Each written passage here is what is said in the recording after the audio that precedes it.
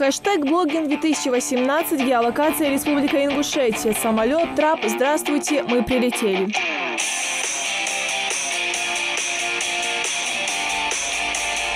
Знакомство с Ингушетией для известных блогеров со всей России начинается с одного из самых больших промышленных предприятий республики – сада-гиганта. Здесь ребята продемонстрировали весь процесс сортировки и упаковки продуктов. Помимо этого, все желающие смогли попробовать на вкус. Ингушские яблоки не оставили равнодушным никого. Вкусные очень. Какой блогер может приехать в незнакомую ему республику и не поделиться своими впечатлениями с подписчиками? Многие прямо на месте в прямом эфире показывают и рассказывают обо всем, что видят. Ферма, сад по производству яблок. Интернет-журналистам доступно объясняют, как, где и при какой температуре хранятся яблоки, чтобы сохранить качество и вкус. Кислородный воздух. Весь кислород.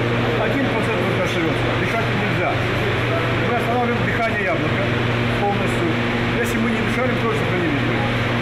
А по мнению некоторых, наши яблоки вообще могут составить конкуренцию любым именитым брендам продуктов.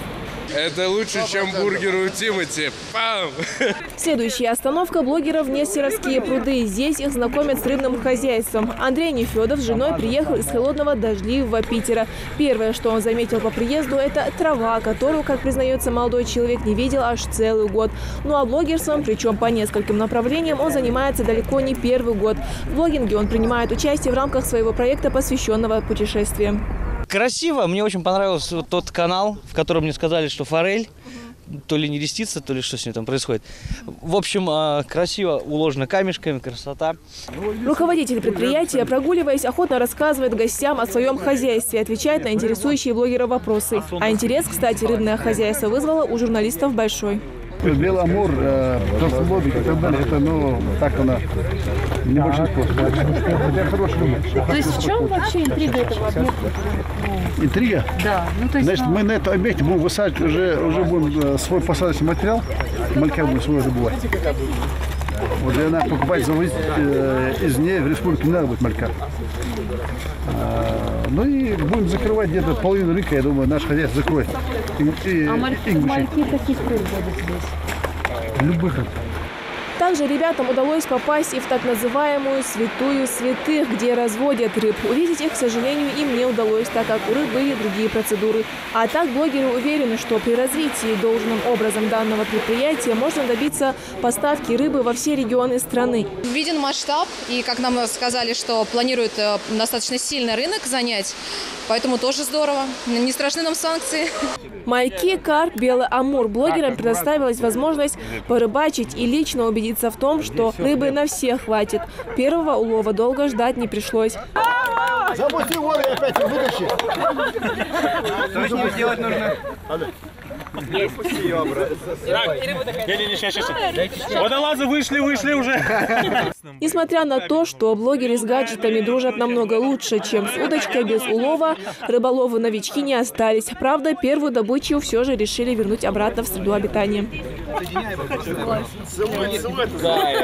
Я боюсь его, он такой большой. А вот Арсену Илиеву повезло меньше. Рыбка, конечно, клюнула, но хвостиком вильнула и уплыла обратно под воду. Ах ты, соскочила. Ну, рыбы здесь много, потому что не прошло пары секунд с момента того, как закинули удочки, как бы это ни звучало. Но рыбак рыбака не видит, как говорится. После, для кого-то удачной, а для кого-то не очень рыбалки, гости подкрепились на свежем воздухе, чтобы далее с новыми силами отправиться в город солнца Магас, покорить башню Согласия.